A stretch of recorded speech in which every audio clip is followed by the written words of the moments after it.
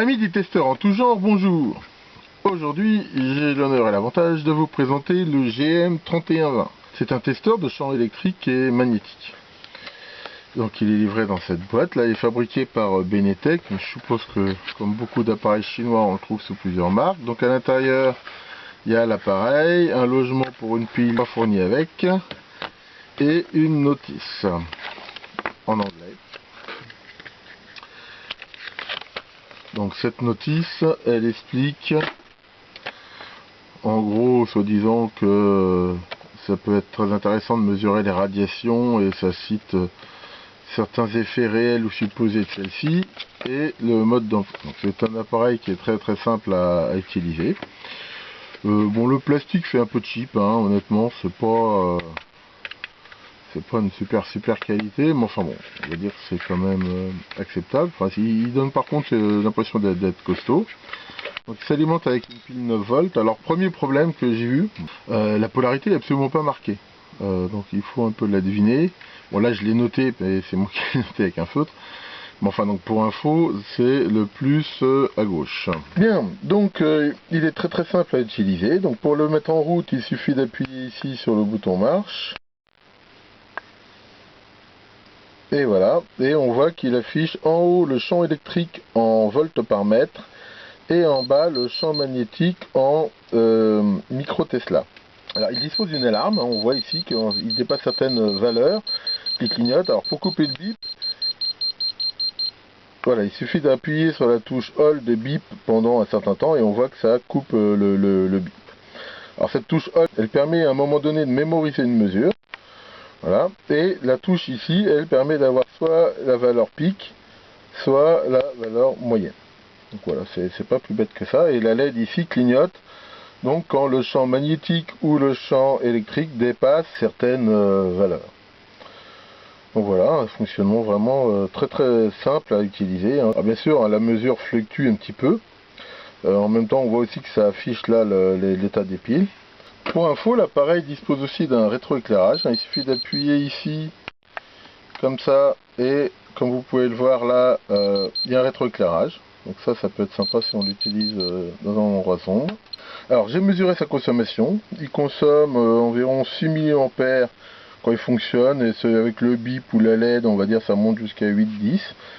Donc c'est vraiment pas très gourmand en énergie. Une pile 9 volts devrait quand même lui assurer une bonne autonomie. Regardons maintenant un petit peu comment il est fait à l'intérieur. Donc pour le démonter, c'est très simple, hein. Il y a 4 vis ici qu'il faut enlever. Et la coque, là, s'enlève facilement. Et ici, il y a un cache. Et on peut voir à l'intérieur donc un circuit d'assez bonne facture, hein, mis avec des composants CMS, avec ici donc un microcontrôleur, ici un circuit qui gère l'affichage, d'après ce que j'ai vu, et ici, alors c'est là la partie intéressante, cette self qui à mon avis mesure le champ magnétique, et ici ce circuit double face qui à mon avis mesure le champ électrique en mesurant la différence de potentiel entre les deux faces. Donc voilà, après on a un certain nombre ici de composants discrets, ici un ampli hop. Donc voilà, bon je veux dire c'est assez standard, mais c'est pas mauvais. Alors le seul doute que j'ai un petit peu, ils annoncent qu'ils mesurent jusqu'à 3,5 GHz. Je vous cache pas qu'à voir le circuit, j'ai un petit peu de doute sur le fait qu'il monte si haut en fréquence. Alors j'ai pas moyen de le mesurer facilement, donc je veux dire, je vais pas non plus dire que c'est pas vrai. Enfin, je vous cache pas que j'ai des gros doutes sur le sujet. À quoi ça sert de mesurer ces champs électriques et ces champs magnétiques? Ça sert à savoir, dans un environnement domestique, si on est plus ou moins donc exposé à ceci. Alors, pourquoi Il y a là-dessus beaucoup de littérature, beaucoup d'opinions, beaucoup de croyances. C'est pas tellement facile de se faire vraiment une idée précise des risques réels ou supposés auxquels on est soumis avec ça. C'est un sujet typique où, de toute façon, il y a des gens qui sont persuadés que c'est mauvais et quoi que vous leur dites, ils resteront persuadés. D'autres qui sont persuadés que ça ne l'est pas et qui changeront pas tellement d'avis.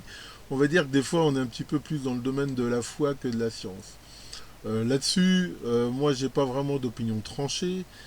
J'essaye simplement de garder mon bon sens, et le bon sens il dit que bah, c'est un problème d'énergie. Hein, si vous regardez un téléphone portable, c'est censé émettre 2 watts. 2 watts, ce que je sais, c'est qu'une résistance qui chauffe de 2 watts, on met son doigt dessus, on se brûle, c'est quand même quelque chose de fort. Donc l'idée d'avoir une source de radiofréquence de 2 watts juste à côté de la tête pendant un grand moment, on peut imaginer que ça peut quand même avoir des effets. Par contre, il suffit d'éloigner le téléphone, hein, la puissance elle baisse très très vite en fonction de la distance. Par contre, une borne Wi-Fi qui émet quelques milliwatts et en plus à distance, j'ai un petit peu plus de mal à croire que ça ait vraiment des effets importants. Mais encore une fois, c'est pas facile, je suis pas du tout un spécialiste de ça. Donc après, bah, je crois que c'est un petit peu à chacun de se faire son idée. Ce qui est sûr quand même, c'est que il y a quand même aussi beaucoup de croyances. Hein. Juste une petite anecdote. euh, il n'y a pas assez longtemps que ça, on devait mettre en service une antenne relais.